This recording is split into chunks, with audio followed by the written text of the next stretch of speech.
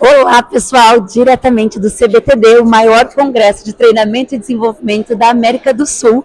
Nós aqui da Mais PS, fazendo aquela super cobertura para vocês. Eu e o Daniel Spinelli, o nosso CEO e também autor do nosso best-seller, A Potência da Liderança Consciente, queremos dividir algumas coisinhas a respeito de tudo que a gente está vendo, tudo aquilo que a gente está aprendendo e também ouvindo, observando dentro desse universo de treinamento e desenvolvimento.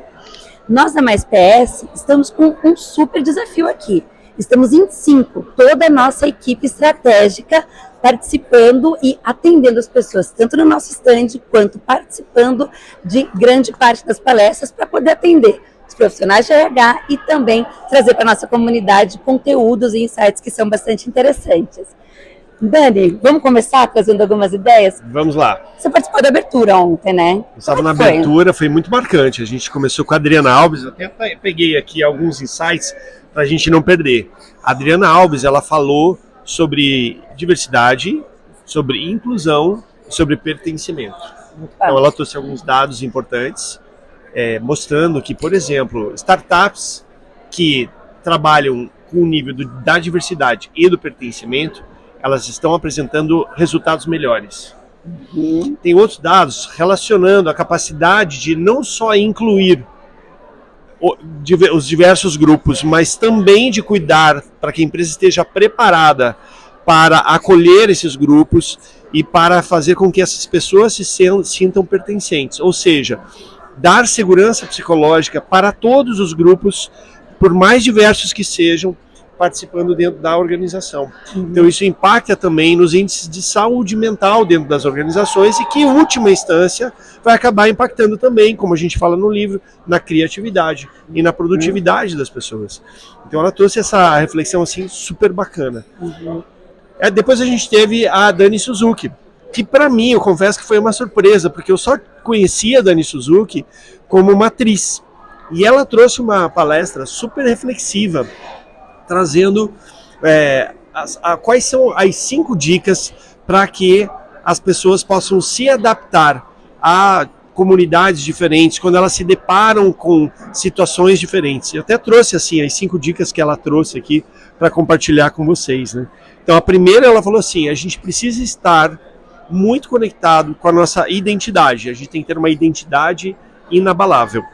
A segunda a gente precisa cuidar para que a nossa comunicação seja uma comunicação humanizada. E ela falou muito, eu celebrei, né, porque está no livro, da escuta. Né? A terceira é o propósito em servir. Na verdade, eu trouxe essas 3 como principais. Ela falou de 5, mas eu fiz essa costura principalmente com essas 3. Né? Então, identidade inabalável, comunicação humanizada e propósito em servir. Legal. Sabe, Dani, que a Suzuki foi uma surpresa para algumas pessoas também. Inclusive, a gente recebeu no nosso stand 2 clientes nossas que trouxeram isso, essa percepção de, nossa, ela trouxe algumas reflexões. Até para lembrar, gente, a gente está fazendo uma pesquisa no nosso stand, por isso recebendo clientes e futuros clientes, pessoas interessadas no tema, para entender um pouco mais como é que está o panorama da consciência na liderança, que trazem esses insights, comentam o que eles estão vendo também no congresso. Até uma das coisas que eu percebi, além do conteúdo dessa troca, foi o quanto só da gente trazer questionamentos e não necessariamente conteúdos, as pessoas já param para pensar se estão trabalhando com segurança psicológica, como é que está o nível de escuta, o nível de autoconhecimento. Então a nossa pesquisa está sendo bastante rica para a gente poder entender um pouco mais de como é fazer esse tipo de provocação e o impacto que pode trazer. Gente, mais de 70 profissionais de RH no primeiro dia. Hoje é o segundo dia e promete ser o dia mais cheio do congresso, com uma série de palestras interessantes. A gente está esperando até o final do evento ter mais de 200 respondentes para a gente poder fornecer depois essa pesquisa para os profissionais. Inclusive, quem quiser responder, a gente vai deixar disponível a pesquisa, que eu tenho certeza que já vai trazer também alguns insights. Celebro também, a gente percebeu quanto a consciência ela está sendo requerida nesse momento, né? Tanto para a identidade, pertencimento e até diversidade na abertura que a Adriana trouxe. Então, fico bem feliz. Né? Inclusive é um dos pilares, porque o Congresso tem esses 3 pilares, lembrando, né? Estratégia, consciência, humanidade. Inclusive, está sendo muito levantado aqui a questão desse encontro, dessa invasão da tecnologia na nossa vida, né? O encontro desse desafio de se atualizar em termos de tecnologia e, ao mesmo tempo, a gente manter a nossa humanidade, né? E eu sei que você participou de uma das salas ontem que falava sobre o Google é coisa do passado. Fala um pouquinho disso, Isa. Nossa, eu até fui assistir porque eu falei, meu Deus do céu, será que eu estou ficando tanto para trás assim? Foi bem legal, porque o Pedro Veríssimo trouxe alguns dados com relação a números de acesso em rede social e o que as pessoas estão buscando nas redes sociais. Gente, o Brasil é o terceiro país no mundo com mais contas de redes sociais ativas. Terceiro, mais de 130 milhões de redes sociais ativas no Brasil. E ele trouxe principalmente olhando para a geração Z, que hoje eles estão começando a entrar no mercado com mais força, mas em 2025 eles vão ser 30% da força do mercado brasileiro.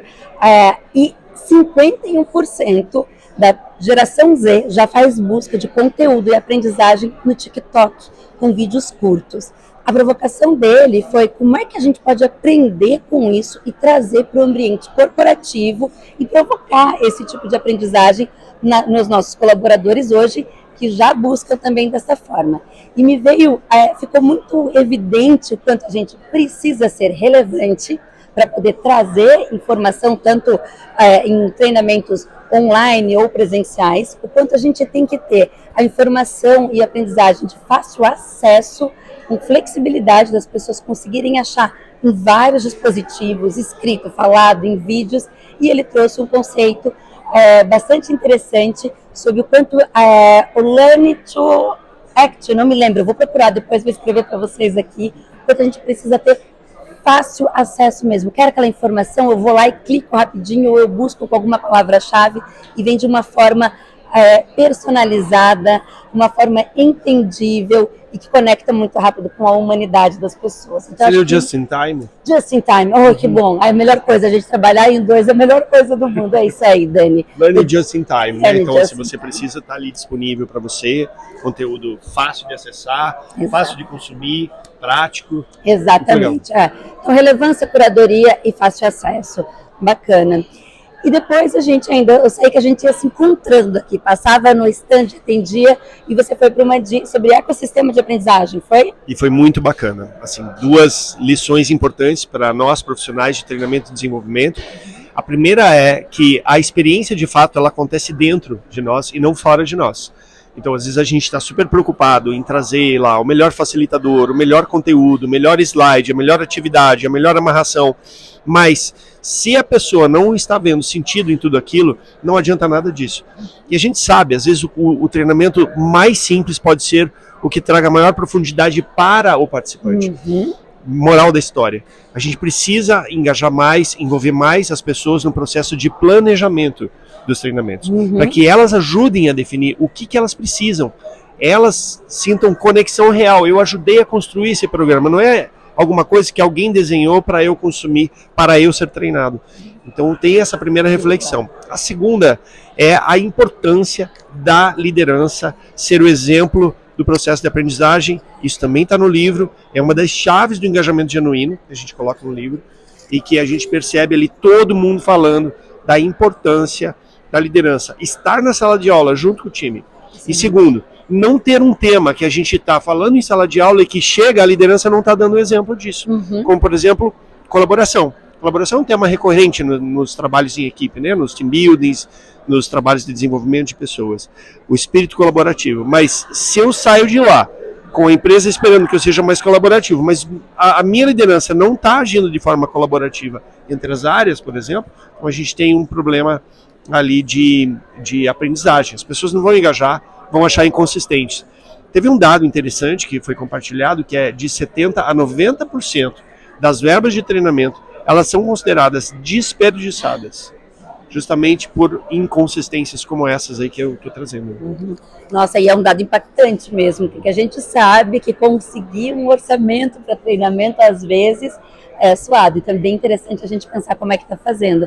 Na Mais PS, a gente tem feito alguns programas de desenvolvimento de liderança, na verdade, acho que a maioria hoje, onde o primeiro módulo é uma co-construção com os participantes, né? E tem sido bem bacana e bem interessante isso que você trouxe. o líder junto, as pessoas trazendo os temas de maior interesse, a coisa tem super rolado, então bem bacana. Gente, isso só do primeiro dia, e eu e o Daniel acho que a gente poderia continuar conversando aqui mais um tempão, mas a gente tem que correr para o stand agora. O Daniel já vai para uma palestra, então aguardem o restante das informações, os insights que a gente vai trazer, tanto na nossa comunidade, quanto depois na nossa newsletter, no nosso informativos. Fiquem ligados, porque com certeza a gente tem bastante coisa para compartilhar, né, Dani? Isso aí, vai ser mais um dia intenso e depois a gente compartilha com vocês. Obrigada, gente.